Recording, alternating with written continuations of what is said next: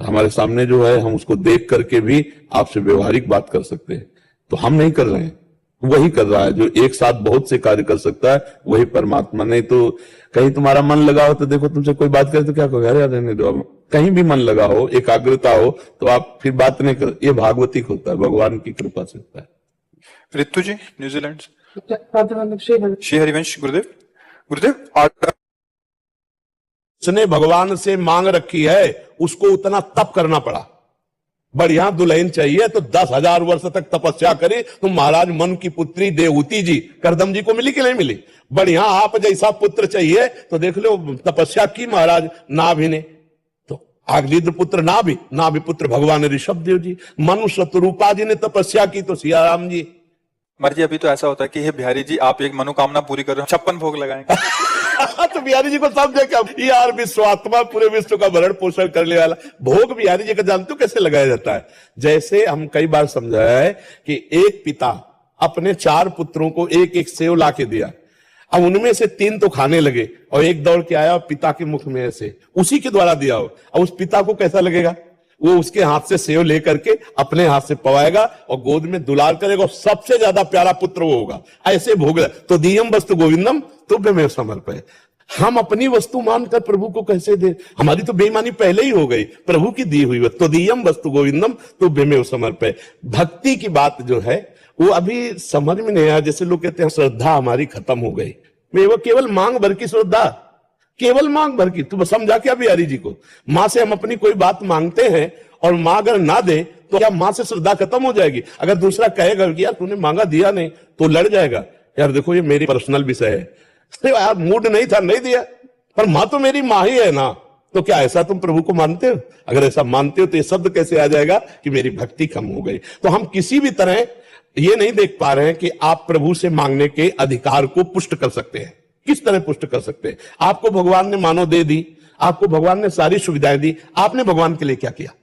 हमारी बात, सुंदर आंख दी, अंधे बना देते, सुंदर कान दी, बहरे बना देते, बना देते, कर्मानुसार बना भी देते। हमें सब कुछ सर्वांग पुष्ट किया, भगवान ने हमें सब कुछ दिया नहीं दिया है? हमने भगवान के लिए क्या किया? हमें बताओ, इतने का हमने क्या भगवान के लिए किया? आप यहां बिजली का बिल देते हैं सरकारी, मकान का किराया देते हैं, इसका किराया किसको देते हैं? जो हमारे भगवान ने गर्भ में सृजन करके तुम्हारा इतना सुंदर रूप दिया, क्या इस मानवदेह का किराया नहीं है? आप विचार करो, हर श्वास नाम जप करो। यहां न कोई किसी का पति, न कोई किसी का पुत्र, न कोई किसी की पत्नी। एक माया का नाटक है। अपने को सेवा का कर्तव्य रोल जो मिला है स्वांग, वो करते हुए नाम जप करते हुए निकल जाओ। मांग ऐसे रखी जाती है। हमने अभी 1-2 दिन पहले एकांतिक में बात कही थी। मांग ऐसी रखी जाती है कि स्वामी आप घर के मालिक हैं और मैं आपका नौकर हूं। नाथ सकल संपदा तुम्हारी, मैं सेवक समेत सुतनारी। प्रभु इस घर गृहस्थी में बहुत सी आवश्यकताएं होती हैं। आप सर्वज्ञ हो, आपसे हम क्या कहें, फिर रहा नहीं जाता। इसलिए आपसे कहते हैं कि अगर ये व्यवस्थाएं ऐसे चलती तो नाथ आपके भजन चिंतन में भी हमारा मन लगता और सुखपूर्वक जीवन कट जाता। पर प्रभु यदि आप ये समझे कि जो हम मांग रहे हैं वो देंगे और हम माया में फंस जाएंगे, तो नाथ मत देना।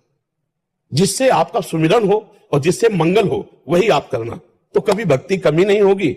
और हमें लगता है भक्त के भी कभी कमी नहीं होगी, ना भक्ति की कमी होगी और ना भक्त की कमी होगी। ये पक्का विश्वास कर लो। हम लोग भगवान को कुछ अपना नहीं मान रहे, फिर मांग रखते हैं। तो भाई ऐसे कैसे हो जाएगा? बिना मांगे उन्होंने बहुत कुछ दे दिया है, उसी का सदुपयोग नहीं कर पा रहे। आप विचार करो, एक पिता 100 रुपया अपने पुत्र को दे, अगर वो सही ठीक प्रयोग कर ले तो बिना मांगे 1000 वो देने की हिम्मत कर लेगा। अगर 1000 का प्रयोग कर ले तो 1 लाख दे देगा। हम लोगों को भगवान ने बिना मांगे इतना दिया कि हमने उसका दुरुपयोग किया। अब हम क्या मांग कर प्रभु से? तो हमें तो लगता है कि हमें प्रभु के सामने रोना चाहिए कि हमारी थोड़ी बुद्धि शुद्ध कर दो, हमें थोड़ा भजन दे दो, थोड़ा अपना प्रेम दे दो, थोड़ा नाम जप दे दो। संसार की वस्तुएं क्यों मांगे? वो तो कर्मानुसार मिल ही जाएंगी। और अगर मांगना ही तो फिर आपको अनुष्ठान करना पड़ेगा। फिर वैसे जप करो, नाम जप करो। कितनी सकामता पूर्ण करने के अनुष्ठान है, बड़े बड़े व्रत हैं, अनुष्ठान, उनका पालन करो और फिर भगवान को वो दो कि ये हम फल चाहते हैं, ये साधना देते, वो मिल जाएगा। करना पड़ेगा, नहीं तो होना पड़ेगा। 2 में 1 है। हो सकते नहीं और कर सकते नहीं तो फिर रोना पड़ेगा। तीसरी बात है, या तो करना पड़ेगा या होना पड़ेगा, और नहीं फिर रोना पड़ेगा। ऐसे भक्ति भी चली जाएगी और हमारा भाव भी चला जाएगा। नहीं चला जाएगा। क्यों, आप बताइए, हमारी बात समझ में आ रही नहीं आ रही जी? प्रभु हमें बहुत प्यार करते हैं और हमारा जन्म हुआ प्रभु की प्राप्ति के लिए, लेकिन कहीं भगवत प्राप्ति की बात नहीं कोई पूछता। हमारा काम कैसे बन जाए? क्या एक काम बनने से आपके काम बन जाएगा? हजारों काम आपके हैं, हजारों कामनाएं आपकी हैं, हजारों बातें आपकी हैं। एक वासना की पूर्ति से काम चल जाए तो हम कोशिश कर सकते हैं। एक आदमी एक जिंदगी के लिए एक बात मांग ले, इसके बाद कभी कुछ कोई चाह नहीं रहेगी। एक बात मांग लो, दोबारा कुछ मांग ना हो रहा है जाए जीवन में, तो वो केवल भगवान है, जिनके प्राप्त होने के बाद फिर कुछ प्राप्त करना बाकी ले देता, और वो कोई मांग नहीं रहा, वो कोई नहीं मांग रहा। कैसे समस्या का समाधान हो, और ये पता नहीं कि ये समस्याएं कैसे आई, मूल इनका कारण क्या है? भगवान की विमुखता। हर समस्या, हर दुख, हर दुविधा, हर विपत्ति का कारण क्या है? भगवान को भूल जाना। कहा हनुमंत विपत्ति प्रभु सोई, जो तो सुमिरल भजन ल होई। अब सुमिरल भजन तो कोई मांग नहीं रहा है भगवान से कि नाथ मुझे अपना सुमिरन। यही बड़ी दुर्दशा जीव की है, बड़ी विचित्र दशा है। अच्छा, मान लो भगवान और भक्ति में अश्रद्धा हो गई तो जो कुछ हमसे बन पा रहा था वो भी गया ना।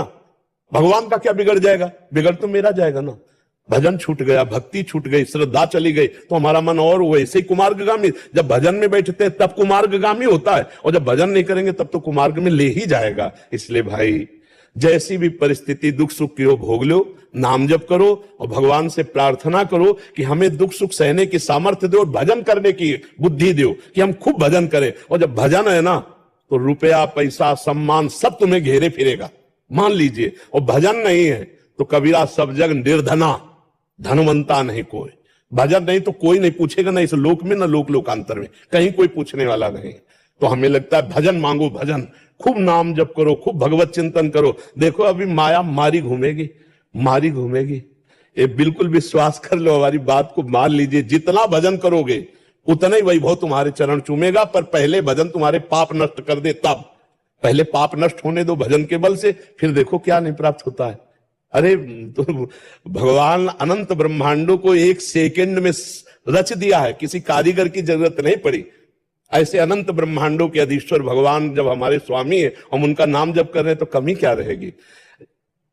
धैर्य पूर्वक श्री कृष्ण का चिंतन करते रहे। कई कई दिन भोजन नहीं मिला सुदामा जी को, और एक दिन जैसी द्वारिकापुरी वैसी सुदामापुरी। समझ रहे हो? थोड़ा जप करो, थोड़ी निष्ठावान रहो, थोड़ा कष्ट सहो, परिणाम बहुत बढ़िया आ जाएगा। भक्ति को मत बिगाड़ना, नाम जप मत छोड़ना। कामनाएं पूर्ण हो चाहे ना हो, काम बने चाहे बिगड़ जाए, इसकी बात समझ ले। महाराज जी, जैसे आचार्य जन कहते हैं हरिवंश महाप्रभु की जोई जोई प्यारो करे सोई मई भावे। स्वामी हरिदास जी जोई जोई तुम राखत हो तो रही हो। आप जैसे महापुरुष जन भी कहते हैं कि उनसे कुछ मांगो नहीं, उनकी राजी में राजी रहो। इसका भावार्थ मतलब क्या, हम कुछ मांगे ही ना उनसे? नहीं, देखो जैसे एक छोटा बच्चा होता है, उसको अकल ही नहीं मांगने की, तो चिंता मां करती है कि नहीं करती? कब उसको दूध पिलाना है, कब उसको नहलाना है, कब उसको क्या पवाना है, कब उसको शयन कराना है। ऐसे बन जाओ। अजात पक्षायु मातरम खगा, जैसे छोटा सा चिड़िया का बच्चा घोंसले में है, अभी पंख नहीं निकला, वो केवल उस मां के सहारे रहता है। ऐसे हम केवल भगवान का सहारा, वो हर व्यवस्था हमारे आनंद के लिए करेंगे, भोग के लिए नहीं, भगवत प्राप्ति के लिए, भगवत आनंद के लिए करेंगे। भगवान का हर विधान बड़ा मंगलमय होता है, बड़ा मंगलमय होता है। अब ये कि भगवान से चित्त जोड़ो। देखो प्यार की बात है। एक दिन एक पति जो सरकारी ऑफिसर था, वो घर पहुंचा तो उसने कहा, जी आप आज 40 मिनट लेट क्यों हो? रोज तुम ऑफिसर की तरह हमको डांटती हो 40। अरे हमारा डिपार्टमेंट है, कभी किसी से बात की, कभी। और उसने पिस्तौल निकाली, गोली भरी और पत्नी की कनपट्टी में रखी। उसने कहा, जी हटाए, दूसरों को धमकाना। तो बोले क्यों, गोली असली है, पिस्तौल? बोले मुझे पता है कि आप हमारे प्रीतम हैं, मार नहीं सकते, मुझे पता है, ये सब तुम्हारी बाहरी धमकी। समझ रहे ना? प्रहलाद जी डरे क्या नरसिंह भगवान से? जाके गोद। ऐसे ही भक्त के सामने जब भयावह दृश्य भगवान प्रकट करते तो कहता है दूसरों को डर वाला। हमें तो पता है प्यारे, आपका हर विधान मंगल होता है। आप मंगल भवन है या मंगल कर ही नहीं सकते। जैसे सूर्य भगवान को कहा जाए कि तुम्हारी ताकत हो तो अंधेरा करके दिखाओ, तो जब तक सूर्य रहेंगे अंधेरा दिखाई नहीं सकते। तो अगर विनोद की भाषा में हम कहें कि भगवान की ताकत नहीं किसी का मंगल कर दे। जिनको मारा उनको वो गति जी जो बड़े बड़े ऋषि मुनियों ने साधना के द्वारा प्राप्त करने की चाह की। पूतना स्तन में जहर लगा के भगवान को मारने जा रही, कौन सी पदवी दे रहे जो यशोदा मैया को धाय को मिलनी चाहिए। भगवान अमंगल कर ही नहीं सकते, ये किसी का मंगल फिर वो कैसे कर सकते? या तो ये करो मेरे तो गिरधर गोपाल दूसरों न कोई, घर वाले बनो और या फिर साधना करो और फिर मांग करो। अगर पूरी ना हो जाए तो हमें बताना, बीच में बात नहीं। बीच में किसी की पूरी हो जाती है तो तुम्हारे कर्म का पूर्व जो पुण्य है उसके अनुसार हो गई। भगवान तभी पूर्ण करेंगे। दो बातें मान लो, या तो तुम भगवान के हो जाओ तो पूर्ण है, तुम्हें पूर्ण कर देंगे, और या फिर भगवान के लिए साधन करो कि प्रभु हमने ये साधन किया और इसका फल मुझे, क्योंकि सरकारी कानून है, सब भगवान के हैं। अब वो तुम्हें ज्यादा भी देंगे तो भी है कि देखो इसने साधन किया है। अगर ध्रुव जी को अटल पदवी दी है तो साधना की, नहीं तो कितने प्रश्न खड़े हो जाते। और भाई आप करो साधना, 6 महीने में इतनी बड़ी साधना करो तो अटल पदवी आपको भी मिल जाएगी। तो भगवान वही विधान करते हैं जो कानून है, जो शास्त्र सम्मत है। ऐसे मनमानी कभी नहीं है कि हाँ, हम ऐसा भी मान सकते हैं कि एक तुलसी दल चढ़ाने में वो पूरे कानून को बदल सकते हैं कि भाई इसने एक सीत लिया बटलोई से, जो धो के बटलोई द्रौपदी ने रख दिया और पूरे ब्रह्मांड को तृप्त कर दिया, दुर्वासा आदि फूल करके भाग गए वहां से। वो थोड़े में भी वाहन कर सकते, पर करना पड़ेगा आपको, तपस्या करनी पड़ेगी, भजन करना पड़ेगा, साधना अनुष्ठान करना पड़ेगा।